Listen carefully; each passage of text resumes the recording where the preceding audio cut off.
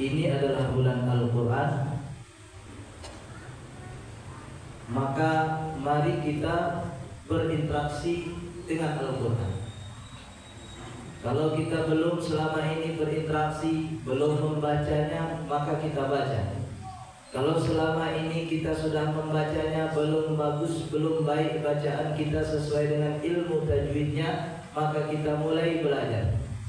Kalau seandainya kita sudah bagus bacaannya, sudah membacanya, tetapi kita belum paham apa yang kita baca, mari kita mulai memahaminya dengan membaca terjemahnya, dengan membaca Al-Quran yang ada tafsirnya, yang menggunakan bahasa kita. Kalau tidak bisa bahasa Arab, pakai bahasa Inggris. Tidak bisa bahasa Inggris, pakai bahasa Indonesia. Tidak bisa pakai bahasa Indonesia, pakai bahasa Minang. Tidak bisa pakai bahasa Minang, pakai bahasa kita yang bisa kita pahami. Kemudian pagi hari ini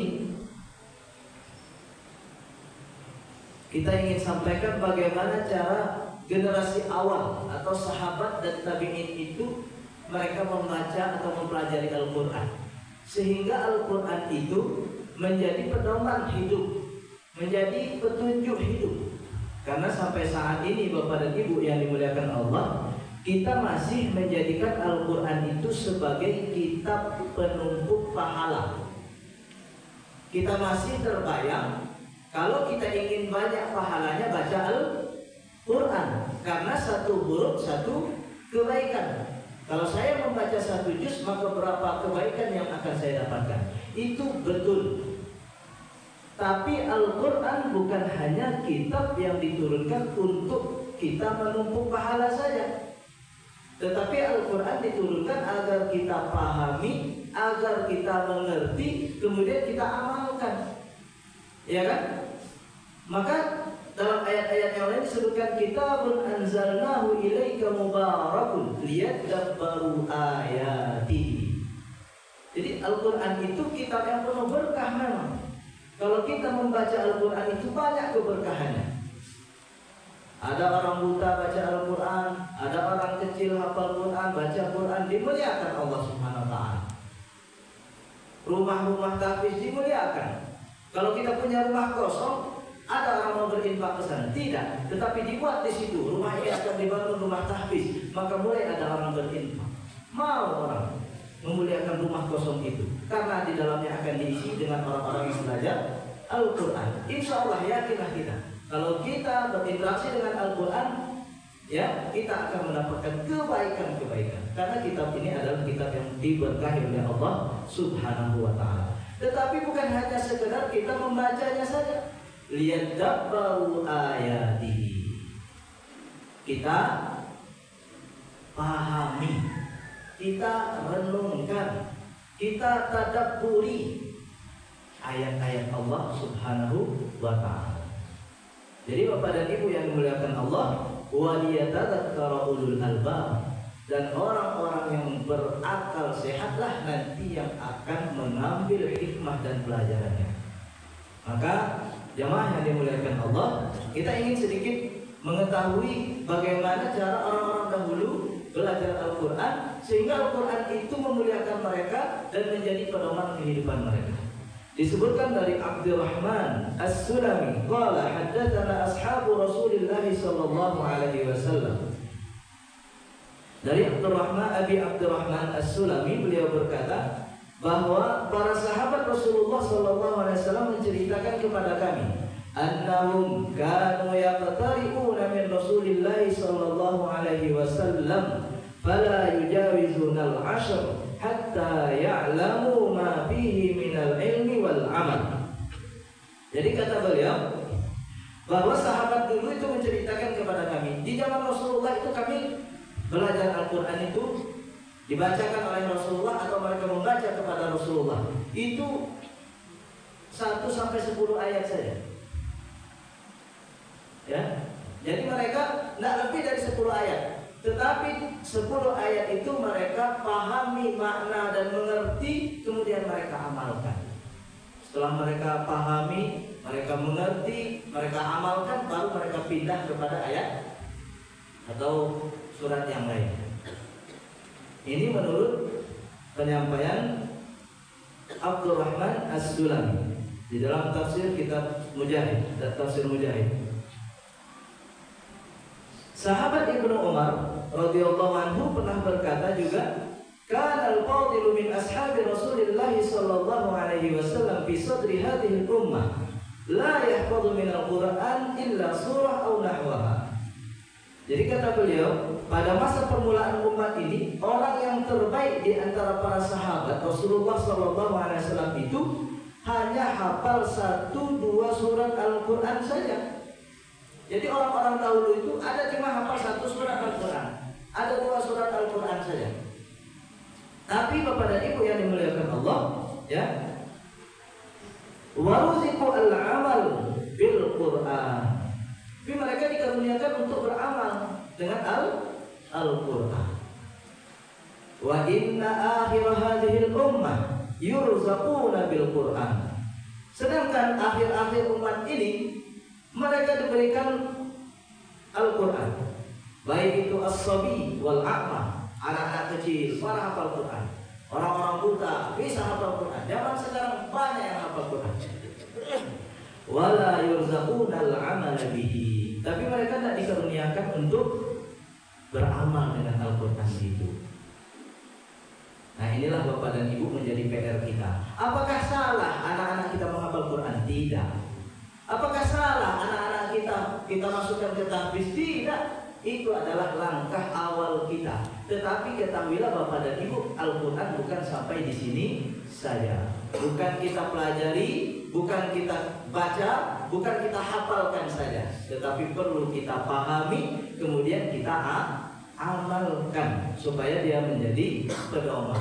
Nah, kalau belum kita amalkan, maka dia belum menjadi pedoman kehidupan kita, tetapi dia baru sebatas pahala yang kita dapatkan. Bapak dan Ibu yang dimuliakan Allah, maka dari sini orang-orang dahulu itu ternyata dikit-dikit. Sekarang kadang-kadang kalau belajar Al-Quran inginnya cepat selesai. Kalau bisa 1 hari 1 juz selesai membacanya, betul, bagus gitu. Tetapi perlu juga kita pikirkan bagaimana kita memahaminya. Kalau kemampuan kita bisa bahasa Arab, mengerti tafsir, kita 1 hari 1 juz silakan, 2 hari 1 hari 2 juz, 3 juz, 10 juz silakan. Tetapi inti daripada kita membaca Al-Quran itu kalau bisa paham, mengerti, sehingga bisa kita amalkan dalam kehidupan kita sehari-hari. Nah, inilah Bapak dan Ibu yang dimuliakan Allah, di antara cara sahabat. Mereka membaca Al-Quran itu, ya, di hadapan Rasulullah itu, ya sedikit-sedikit, gitu ya. Kemudian mereka pelajari Al-Quran itu, pahami isinya, pahami kandungannya. Disebutkan Bapak dan Ibu sebagai motivasi, Umar bin Khattab itu hafal surat Al-Baqarah itu selama 12 tahun. Oh, Ustaz, lama kali Umar. Bukan lama kali Umar menghafalnya, tetapi bagaimana Umar 186 ayat itu dia pahami, dia mengerti, dia amalkan kehidupannya. Maka Umar orang paling hebat setelah Rasulullah dan Abu Bakar. Hebatnya Umar, Bapak dan Ibu, kalau Umar lewat, setan minggir. Kalau kita, di mana kita lewat, di situ setan ada. Di situ setan ikut. Ada orang seperti Umar zaman sekarang. Coba kalau kita belajar Al-Quran seperti Umar itu. Ustaz, sulit menghafal surah Al-Baqarah. Udah berapa tahun hafal? Baru 2 minggu, Ustaz. Udah hafal-hafal, berhenti. Allah Akbar. Begitu lemahnya iman kita. 12 tahun dihafal surat Al-Baqarah itu, tetapi diamalkannya, mengerti dia, gitu ya. Bapak dan Ibu yang dimuliakan Allah, sebagai penutup ceramah Ustaz, bahwa Allah sebutkan di dalam hadis, gitu ya, Rasulullah SAW disebutkan di dalam hadis Rasulullah SAW bahwa Allah itu mempunyai keluarga di dunia. Inna lillahi ahlina minan nas. Qalu man hum ya Rasulullah. Sesungguhnya Allah mempunyai keluarga di antara manusia di dunia ini. Tidak ada keluarga-keluarga Allah di dunia ini. Siapa?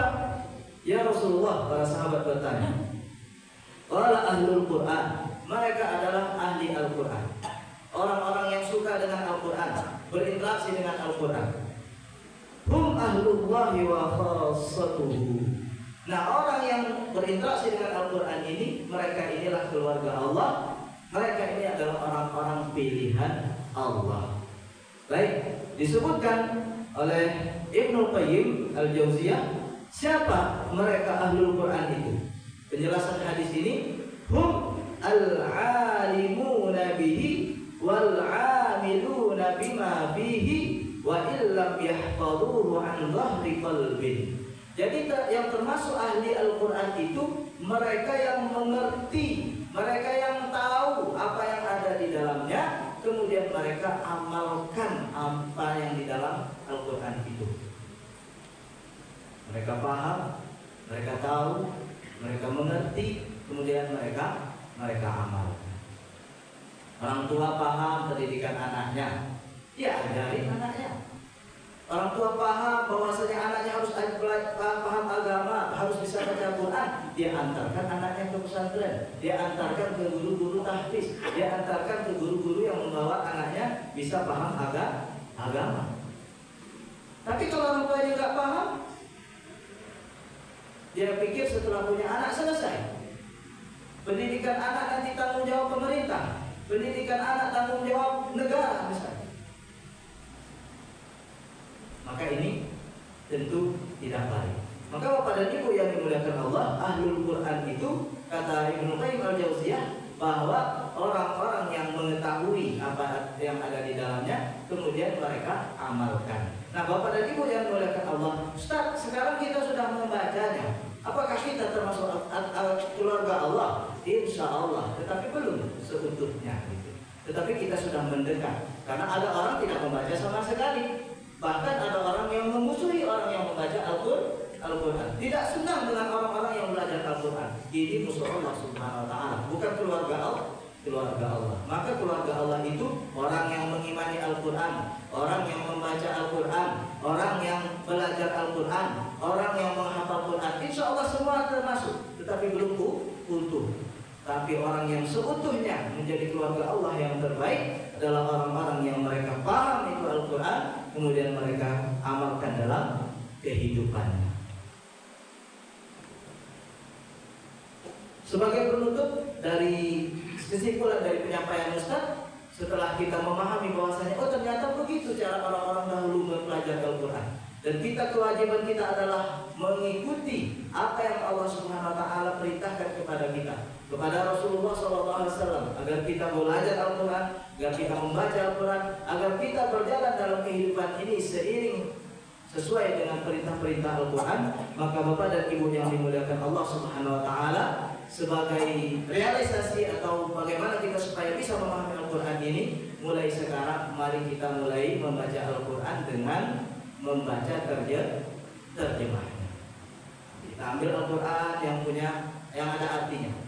Kalau tidak ada artinya, maka kita cari ya Quran-Quran yang bisa pakai arti. Kalau seandainya kita menggunakan HP, maka di HP itu kita cari Al-Quran yang ada terjemahnya. Syukur-syukur kalau terjemahnya itu sudah ada tafsirnya, tafsir-tafsir yang pendek seperti tafsir Jalalain, tafsir Al-Wajiz, tafsir Al-Muyassar, dan seterusnya, sehingga insya Allah Bapak dan Ibu, Al-Quran mulai dari Ramadan 1446 ini termasuk salah satu pedoman kehidupan kita yang akan menyelamatkan kita dalam kehidupan di dunia ini. Amin ya rabbal alamin. Mudah-mudahan bermanfaat untuk yang menyampaikan dan untuk kita yang mendengarkan. Semoga Allah Subhanahu wa Ta'ala bimbing kita untuk terus mengamalkan sunnah Rasulullah dan apa yang terkandung di dalam Al-Quran ini. Amin ya rabbal alamin. Hadana Allah wa iyyakum. Sallallahu ala sayyidina Muhammad wa ala alihi wa sahbihi wasallam. Assalamualaikum warahmatullahi wabarakatuh.